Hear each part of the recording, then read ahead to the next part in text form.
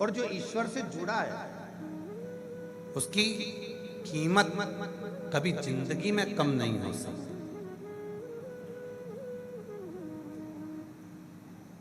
जो लोग कुबेरेश्वर धाम की भूमि पर आते हैं, सीहोर आते हैं, कुबेरेश्वर बाबा की धरा पर आते हैं, हम उनसे कहते हैं अगर आप प्रयास करना, प्रैक्टिकल कर कर देखना, पूरा 1 वर्ष आप कुबेरेश्वर बाबा से जुड़ कर रहना, 1 वर्ष के बाद आपको ये अंदाजा लग जाएगा कि आपकी कीमत क्या है। आप कोई हल्के व्यक्ति नहीं, आप कोई हल्के नहीं रहोगे। आपकी कीमत कितनी है आप जान जाओ। अंगूर खाते हो? जम के तो बोलो, अंगूर खाते हो?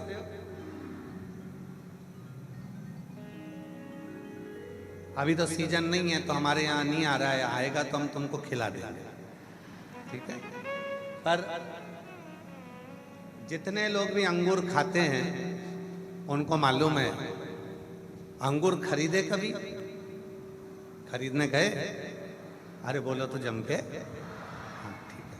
अपने बाप के घर आए हो तो अच्छे से बोलो, डरते नहीं किसी से।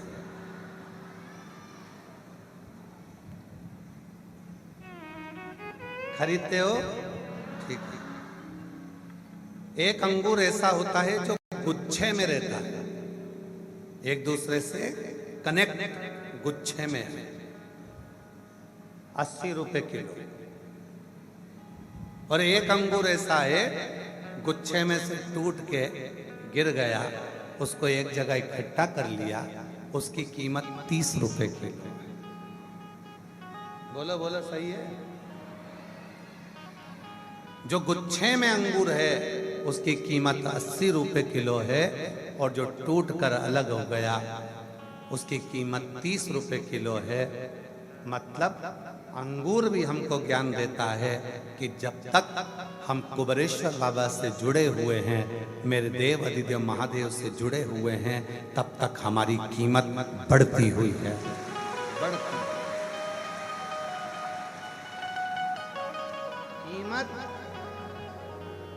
कीमत कब कम होती है? जब हम शिव को छोड़ देते हैं, शिव को भूल जाते हैं। कीमत कब कम होती है? जब हम भगवान शंकर से दूर हो जाते हैं। आज पूरी दुनिया, पूरा विश्व शिव जी को एक लोटा जल चढ़ाता है और सब कीमत वाले हो गए, सब कीमत वाले। एक विश्वास शिव पर और एक विश्वास एक लोटे जल पर और एक विश्वास अपने आप पर। जिस दिन आपको हो गया कि मैं जो लोटा भरकर जल चढ़ाऊंगा, मैं शिव का भजन करूंगा, रात दिन मेहनत करूंगा, अपना पूर्ण परिश्रम करूंगा, और मुझे विश्वास है एक दिन मैं अपनी मंजिल तक पहुंच जाऊंगा, तो पहुंच, तो इसे कोई रोक नहीं सकता। अरे मांगा है भोलेनाथ से वरदान एक ही, मांगा है भोलेनाथ से वरदान एक ही, तेरी कृपा बनी रहे जब तक है जिंदगी, तेरी कृपा बनी रहे जब तक है जिंदगी, मांगा है भोलेनाथ से वरदान एक ही,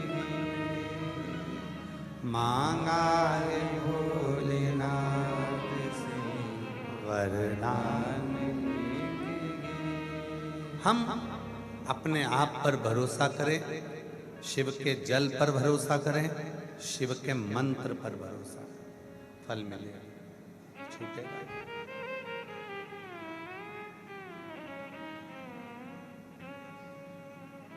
एक माताजी ने पत्र लिखा, उस पत्र में लिखा कि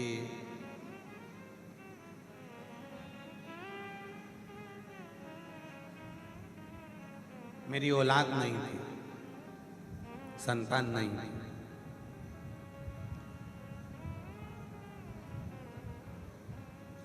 मेरी औलाद नहीं थी, मेरे संतान नहीं थी। कई साल निकल गए थे। फिर मैंने एक संतान, एक औलाद गोद ली।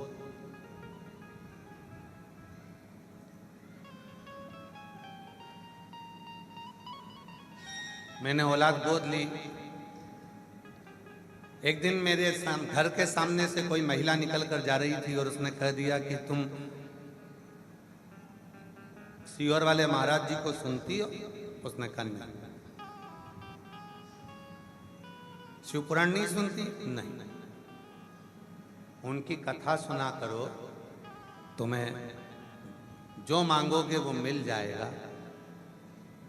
वो बहन जी ने लिखा कि मैंने कथा सुनी, आशीष कथा सुनी, और कथा सुनी तो जो बच्चा मैं गोदी लेकर आई थी, कथा के 4 दिन निकले और उसकी माँ आ गई और माँ ने आकर कहा कि मैं तो अपना बच्चा तुझे दूं ही नहीं, तू तो मेरा बच्चा वापिस दे।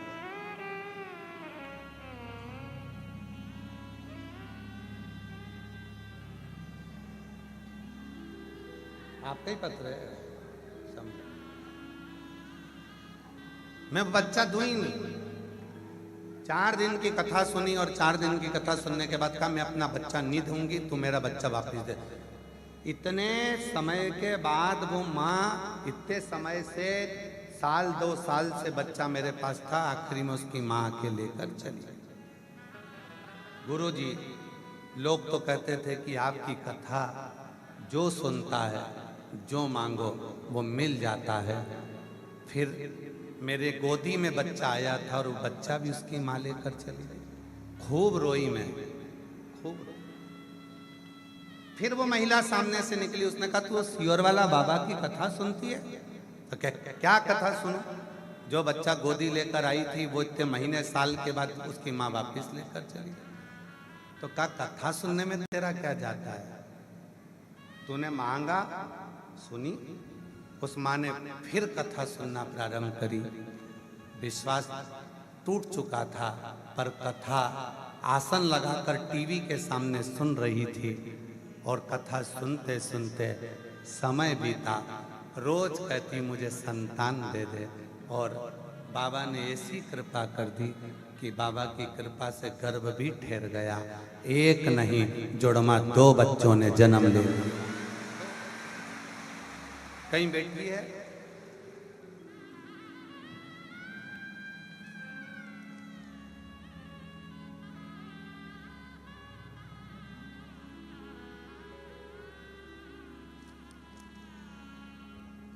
गुरुजी अपने बाबा की करुणा का क्या बखान करूं। हमारी बेटी तनु गुप्ता, कई सालों तक उसको बच्चा नहीं हुआ। बहुत इलाज करवाया लेकिन डॉक्टर ने मना कर दिया। तब उसने एक बच्चा गोद लिया। 4 महीने तक उसे पाल पोस कर बड़ा करा, और बच्चा किसी के कहने पर हमने कथा सुनना प्रारंभ करी और वो बच्चा उसकी माँ वापिस आकर लेकर चली। गुरुजी 21 अगस्त का दिन था जिस दिन वो बच्चे को, कहीं बैठी हो जिसने पत्र लिखा है, अगर कहीं बैठी हो, बैठी है, हाँ आ जाओ, आ जाइए। बच्चा जुड़मा बच्चे को लेकर आए हो? हाँ लिया, उसको भी लिया। एक बहन जी ने कहा तुम कथा सुनती हो? मैंने 4 दिन की कथा सुनी और मेरे गोद में जो बच्चा आया था वो उसकी माँ लेकर चली। अब तो विश्वास टूट गया। लोग कहते सीहोर वाला बाबा की कथा सुनो, जो मांगो वो मिलता है, और तो बच्चा भी गोदी से चला गया। क्या करूं? टूट गई। टीवी बंद करी, कथा सुनना बंद करा। फिर वो महिला निकली, तुम कथा सुनती हो? नहीं, मेरा बच्चा भी चले गया, उसकी माँ लेकर चली गई। अब क्या कथा सुनूं? फिर कथा सुनना प्रारंभ करा, और बाबा ने जो करुणा करी, सीहोर आई, कंकर शंकर पूजन करा, बाबा से विनती कर गई, और आज बाबा की कृपा से 21 अगस्त को वो माँ आकर उसके बच्चे को लेकर गई थी, और 21 अगस्त को ही बाबा ने 2 संतानों को दे दिया, एक लड़का एक लड़की। 21 अगस्त को बच्चा छीन कर लेकर गई थी और मेरे बाबा ने 21 अगस्त को ही औलाद दिया, एक लड़का एक लड़की। आज हम यहाँ बाबा को धन्यवाद करने के लिए आए हैं। ना नाप के दिया, न तोल के दिया, मेरे कुबेर भंडारी ने छप्पर फाड़ के दिया। बस एक विश्वास शिव पर, एक विश्वास एक लोटे जल पर, और एक विश्वास अपने आप पर जब हम कर बैठेंगे, निश्चित है शिव करुणा करेगा, शिव करुणा करेगा। कई लोग हमसे कहते हैं गुरुजी आप इतना विश्वास के साथ कहते हो कि 3 महीने में बाबा वापिस बुला लेगा। क्यों नहीं? अपने बाप की आदत जानते हैं।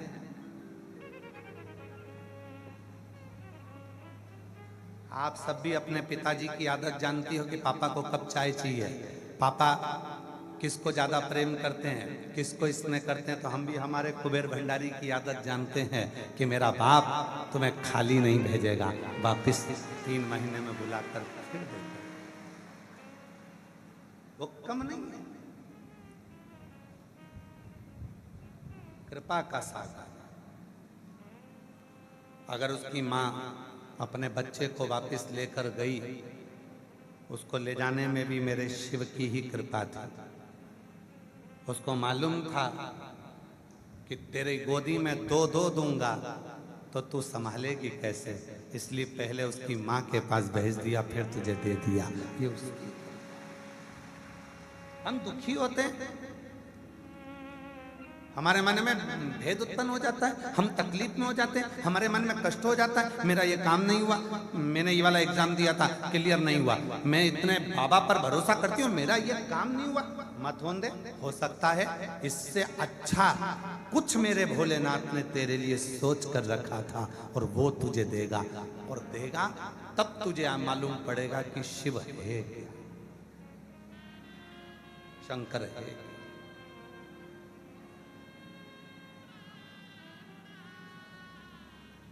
तब तुझे ज्ञात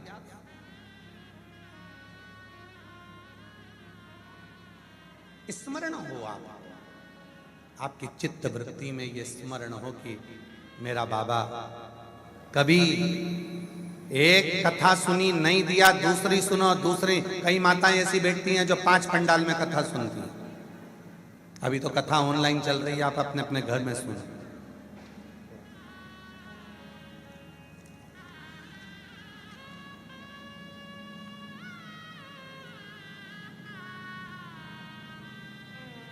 जो जैसी भावना लाया वो वैसा ही फल पाओ, नहीं खाली उसे लौटाया वो मन ही मन हर्षाया, कर दिया माला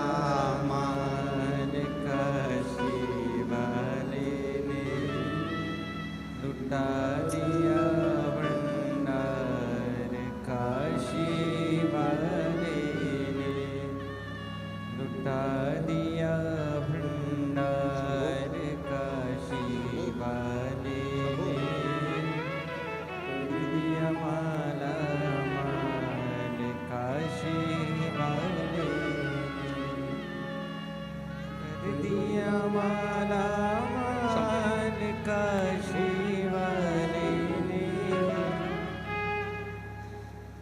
शिव कृपा से वो ले भी गई, फिर आकर बोली तूने कथा सुनना प्रारंभ करा, और कथा सुनना प्रारंभ करा तो बाबा ने छप्पर फाड़ कर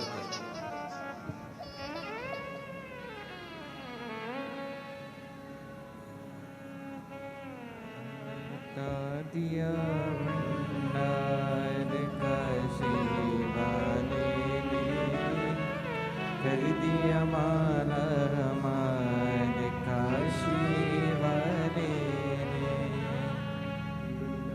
दिया भंडार काशी वाले देता है थोड़ी परीक्षा ले सकता, थोड़ी परीक्षा ले सकता है, घबराना नहीं है। परीक्षा लेगा, हो सकता है कि तुमको पहले थोड़ा कष्ट आए, घबराना, हिम्मत नहीं है। यदि आप कुबेरेश्वर बाबा के इस धाम को अपना मायका मानती हो,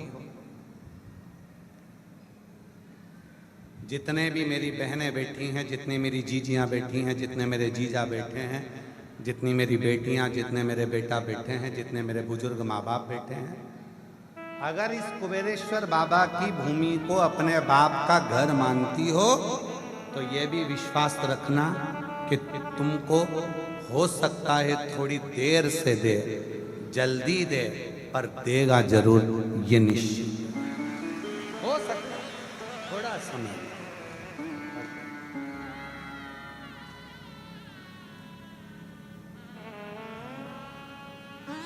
एक विश्वास अपने भीतर,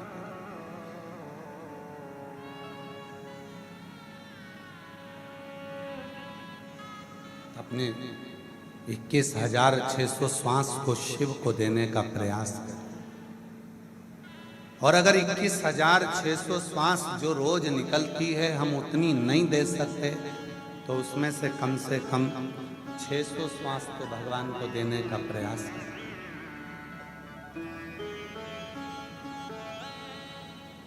उससे अपने दिल की बात कहो, प्रार्थना करो, निवेदन करो, विनती करो।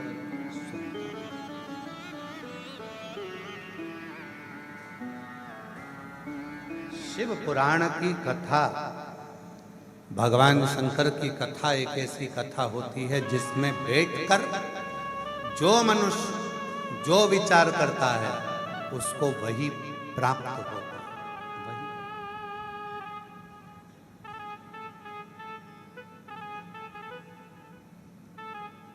पर दुनिया की रीत बड़ी विचित्र,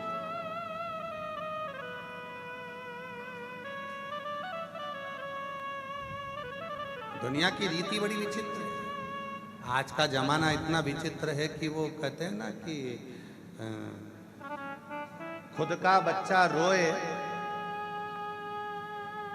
तो दिल दुखे और दूसरे का बच्चा रोए तो सिर दुखे। क्यों रो रहा है? चुप करा ले। खुद का बच्चा रोए तो दिल दुखे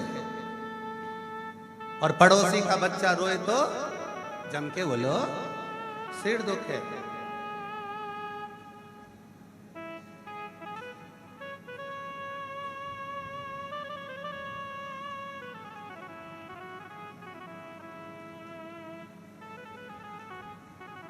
खुद की पत्नी को अगर कुछ हो जाए तो सिर दुखे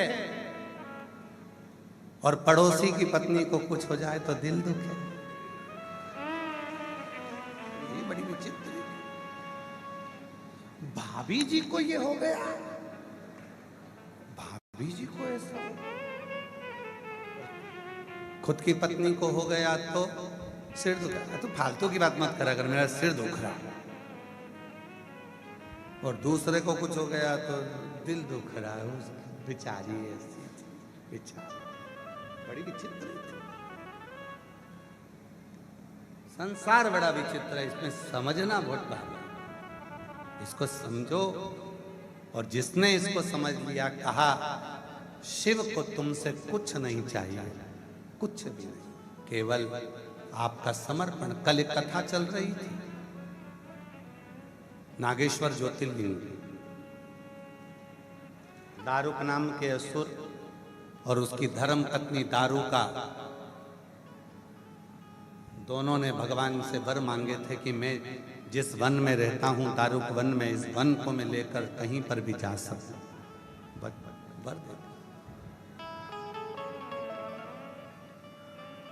जब किसी व्यक्ति को बहुत कुछ मिल जाता है तो उसके अंदर थोड़ा सा अहम आ जाता है।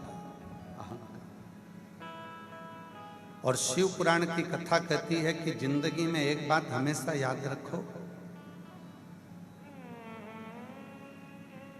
जितनी आयु परमात्मा ने दी है उस आयु में अगर कुछ छोड़ सकते हो तो अपने भीतर के अहम को और अपने भीतर के अहंकार को, अपने भीतर के अहं को छोड़ने का प्रयास, जितनी आयु परमात्मा ने।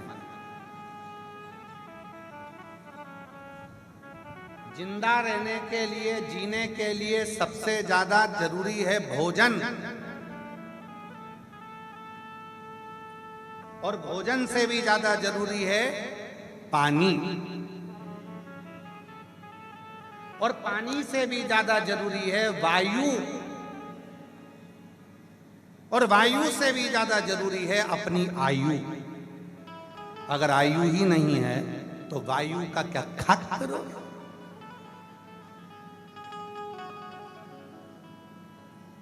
शिव क्या करते हैं? अकाल मृत्यु वो मरे जो काम करे चंडाल का, काल उसका क्या जो भक्त हो महाकाल का। शिव क्या करते हैं? सबसे पहले तुम्हारी आयु बढ़ाने का काम करते हैं। क्या करते हैं? तुम्हें धीरे धीरे शंकर को जब जल चढ़ाते रहोगे, जल का आचमन करते रहोगे तो कायिक, वाचिक और मानसिक 3 पाप समाप्त होते चले जाएंगे और तुम्हारा शरीर शुद्ध होता चले जाएगा, अच्छा होता चले जाएगा, और तुम धीरे धीरे धीरे धीरे रोग से मुक्त होकर शिव के होते चले जाओगे। पहले वो आयु बढ़ाएगा, फिर धन बढ़ाएगा, संपदा बढ़ाएगा। पहले देखेगा कि तेरे यहाँ रोग क्या है, कष्ट क्या है, तकलीफ क्या है, परेशानी क्या है, उसको मिटाएगा, फिर तुम्हें अपना बनाएगा, फिर तुम्हें संपदा।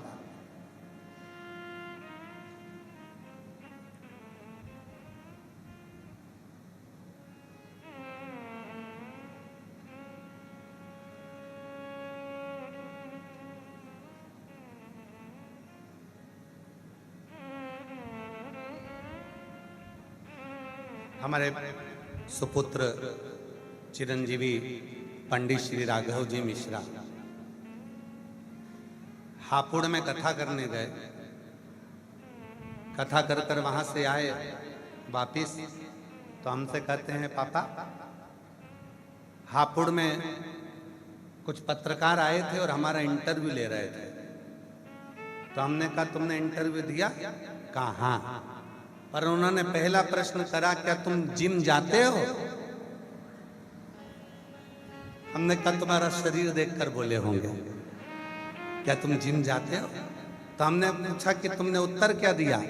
तो हमने कह दिया हम जिम नहीं जाते, जिमने जाते हैं।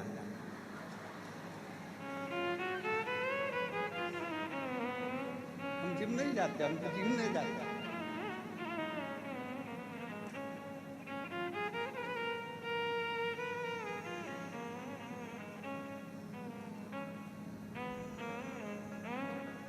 फिर हमने पूछा कि दूसरा प्रश्न क्या करा? तो क्या दूसरा प्रश्न करा कि आप कथा करते हो?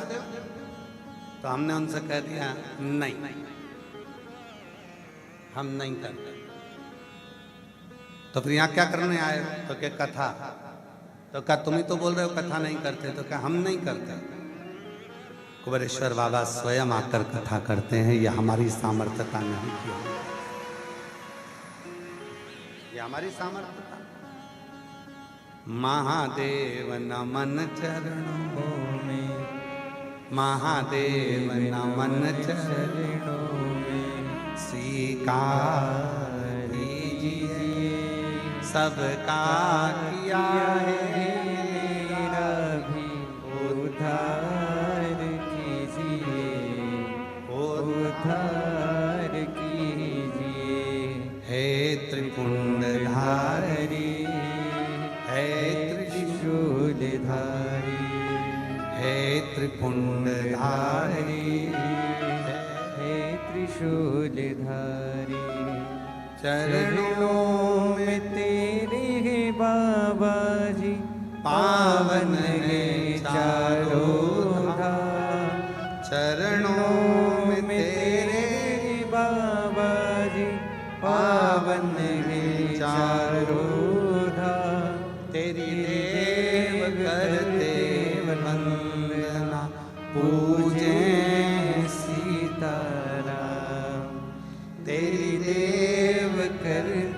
वंदना पूजे सीताराम। हो जाए पूरी कामना, हो जाए पूरी कामना। उपकार कीजिए सबका किया है मेरा भी उद्धार कीजिए, उद्धार कीजिए। हे त्रिपुंडधारी, हे त्रिशूलधारी, हे त्रिपुंडधारी, हे त्रिशूलधारी। ये तेरी कृपा से मिला, जो कुछ मिला तुझसे।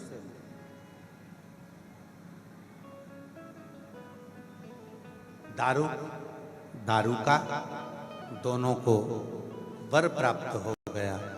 अपना वन कहीं पर भी लेकर जाओ, तुम्हारी मन जाने। इतना उपद्रव मचा दिया उन लोगों ने, दारू को, और दारू का नाम के असुर ने। कोई राहगीर निकल कर जाता है तो उसको बंदी बनाकर कैद में डाल देता। फिर कोई निकल कर गया, उसको बंदी बनाकर कैद में डाल दिया। बड़ा तकलीफ। एक सुप्रिय नाम का एक शिव भक्त था, उसका नाम था सुप्रिय।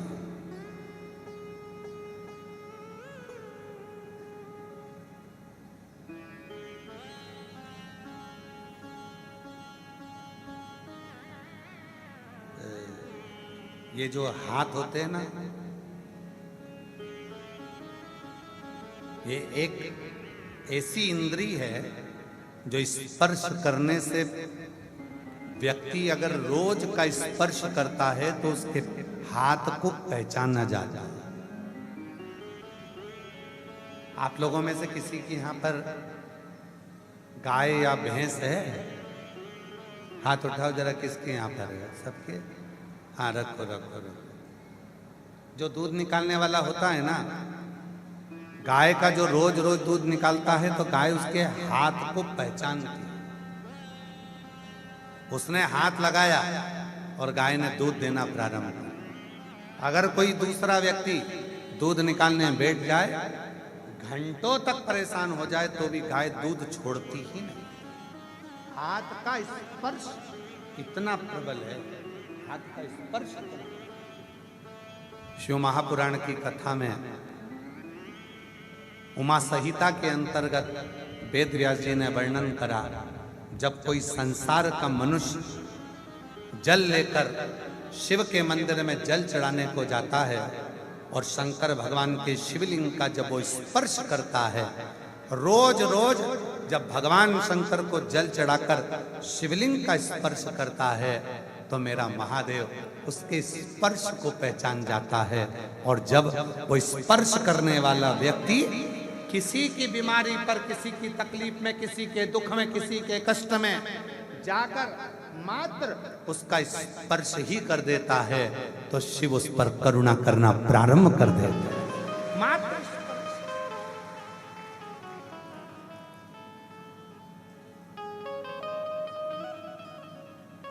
जैसे छोटा बच्चा मां के हाथ को पहचानता है। छोटा बच्चा अपने पापा के हाथ को पहचानता है। किसी दूसरे के गोद में दे दो बच्चे को तो रोएगा, परंतु उसके मम्मी पापा के हाथ को पहचानता है। 6 महीने का, 4 महीने का, 8 महीने का, 10 महीने का, वो अपने माता पिता के हाथ को पहचानता है। मेरे शिव भी जल चढ़ाने वाले के हाथ को पहचानते हैं। और जब वो जल चढ़ाने वाला शंकर को 1 लोटा जल देने वाला, जल चढ़ाने वाले के हाथ को शिव पहचानते हैं। जब वो जल चढ़ाने वाला हृदय से शिव को पुकारता है तो शिव उस हाथ को थाम लेते हैं, फिर गिरने नहीं। उस हाथ के स्पर्श को पहचान।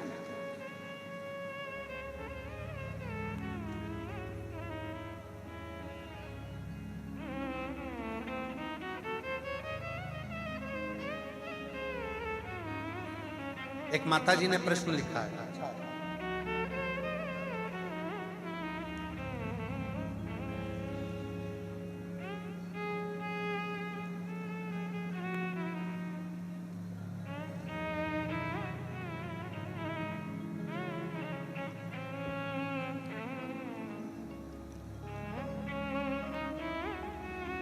राधिका बिश्नोई, मध्य प्रदेश, जिला हरदा, खिड़किया की निवासी हूँ। हरदा खिड़किया से आई हैं। कहीं बैठी हो, हाथ हिला सकती हैं। हरदा की खिड़किया से आई हैं।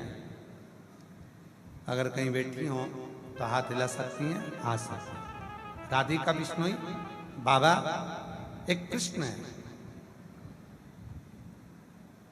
मैं 16 तारीख को सीहोर आई थी, कंकर शंकर पूजा की थी। 16 तारीख को सीहोर आई थी, कंकर शंकर पूजा करी कुबेरेश्वर धाम पर, और यहां से रुद्राक्ष लेकर गई।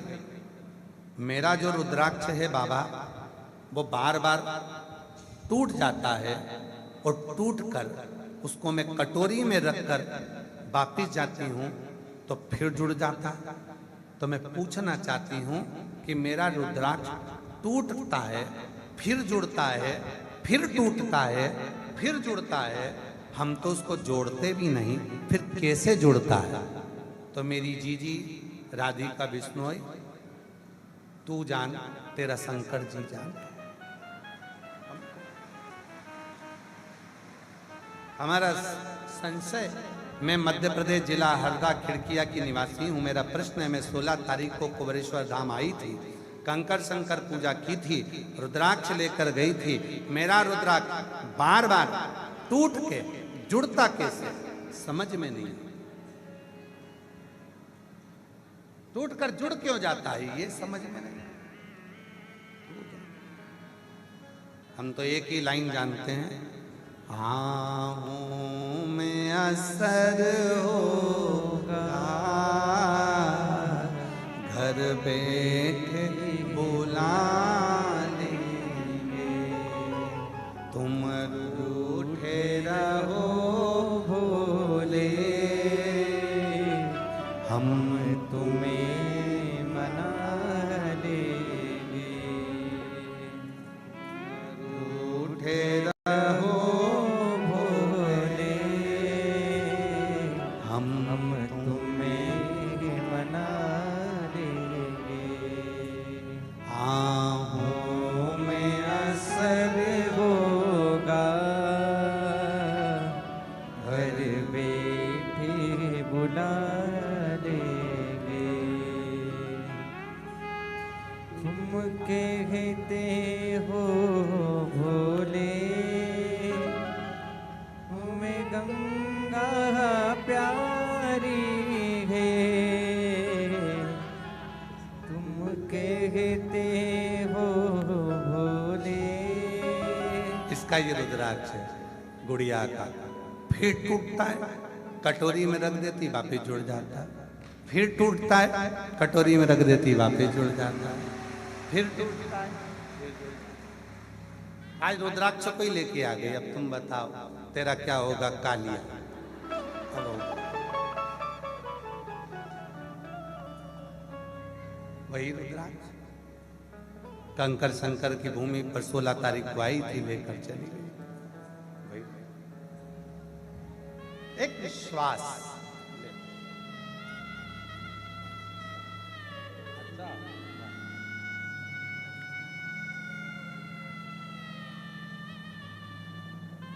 परसों इनके पिताजी भी आए थे, बच्चों के, यही पूछने आए थे कि मेरी बेटी का रुद्राक्ष टूटता जुड़ता टूटता जुड़ता क्यों। आज नहीं आए, परसों आए थे। एक बार जोरदार ताली बजा।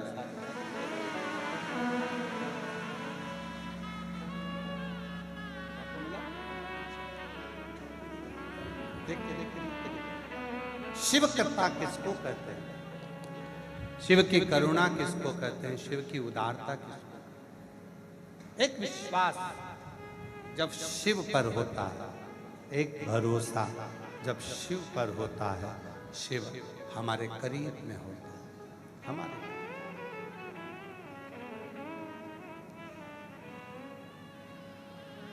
यहाँ कितने लोग बैठे हैं जिनको मालूम ही नहीं था कि यहाँ कथा मिल जाएगी? हाथ उठाओ जरा। सभी ऐसे ही बैठे हो ना?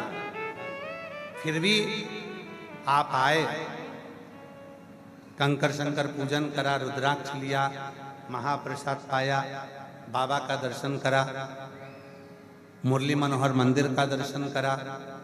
सतयुग त्रेता द्वापर तीनों मंदिर का समावेश एक ही मंदिर में हुआ, उसका दर्शन किया। कंकर शंकर की भूमि पर भ्रमण किया। कहीं बैठकर 108 बार श्री शिवाय नमस्तुभ्यम का जप किया। बाबा की प्रदोष काल की आरती, शाम की आरती का दर्शन किया। और प्रभु ने आपको गिफ्ट में ये शिव महापुराण की कथा दे दी सुनने के लिए, तो वो कुछ करुणा सागर ही है, कृपा करने वाला है।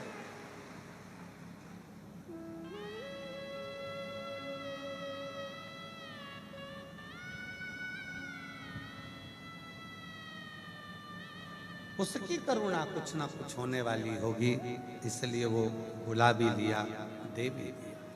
दारुक नाम का असुर अपनी धर्म पत्नी दारुका के साथ में पथिकों को बंद कर कर कारागार में डाल देता था।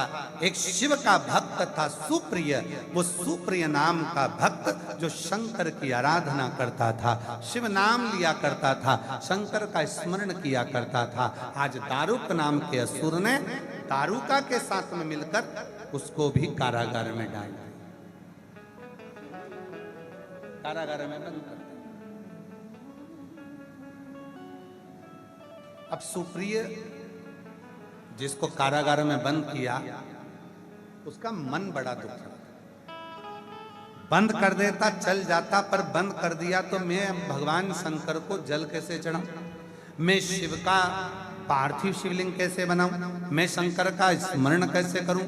ये मन में दुखी होकर वो रोता रहता। उस कारागार में रोज रोता, रोज रोता, प्रतिदिन उसके नेत्रों से नीर प्रतिदिन। कारागार में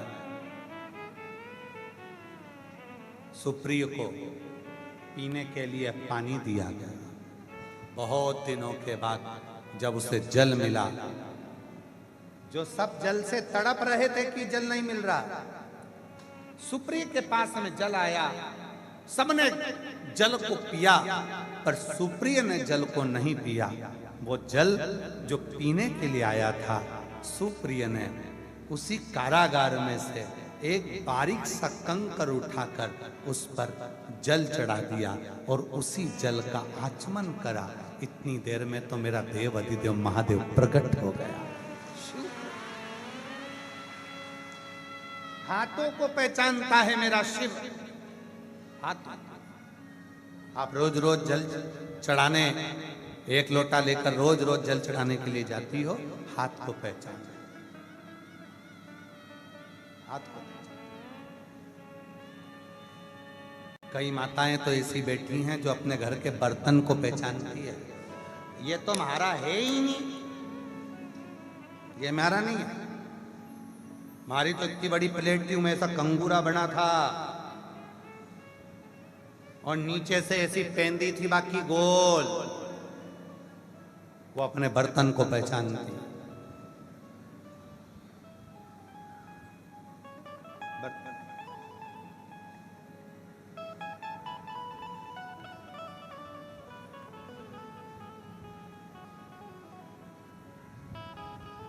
पहचान।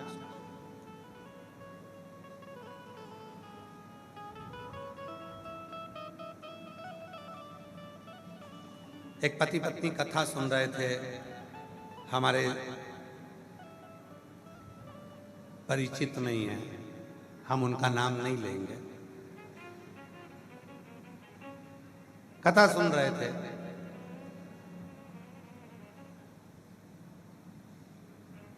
पत्नी ने पति से कहा, देखो सियोर वाला महाराज जी अपना कितना बढ़िया बोल रहा है।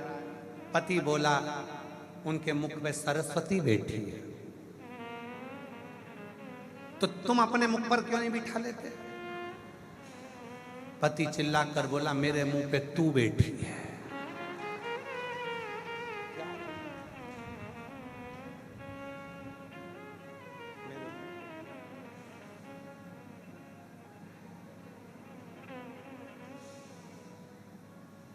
पत्नी ने कहा तो मैं क्या चिड़चिड़ करती रहती हूँ, तुम जो दिन भर मेरे ऊपर चिड़चिड़ करते रहते हो, कुछ भी बोलती हो चिढ़ के जवाब देते हो, कुछ भी बोलती हो चिढ़ के जवाब, कुछ तो भी था।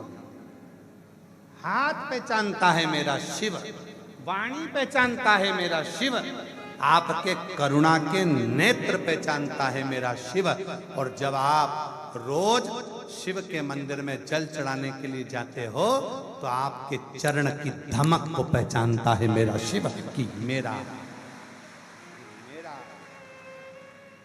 अपना।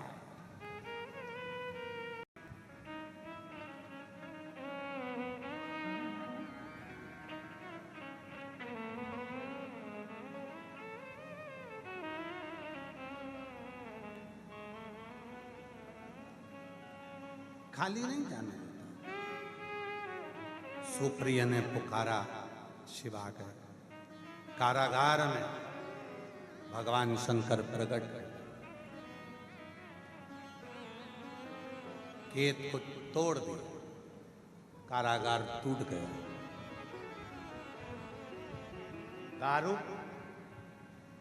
दारू का दोनों असुर सामने आ गए। शिव ने संहार कर दिया और अपने भक्त को छुड़ा दिया। सुप्रिय ने हाथ जोड़कर बोला, बाबा मेरे जीवन के बंधन को, कैद को तुमने तोड़ा है, मेरे को बंधन से मुक्त करा है। आज निवेदन करता हूं, यही भूमि पर दारुक वन में आप निवास करो। और नागेश्वर के रूप में शंकर भगवान वहां विराजमान हो गए। 12 ज्योतिर्लिंग में से एक ज्योतिर्लिंग है नागेश्वर, जो दारुक वन में सोमनाथ में विराज। सौराष्ट्र की भूमि पर आप कभी द्वारका जी जाएंगे, भेंट द्वारका के लिए जाएंगे तो बीच में नागेश्वर ज्योतिर्लिंग पर बाबा बंधन से मुक्त कर। कोई बहुत ज्यादा किसी के कब्जे में है, छूट ही नहीं रहा है, बंधन में है, छूट ही नहीं रहा है, बहुत प्रयास कर लिया, बंधन छूट ही नहीं रहा है।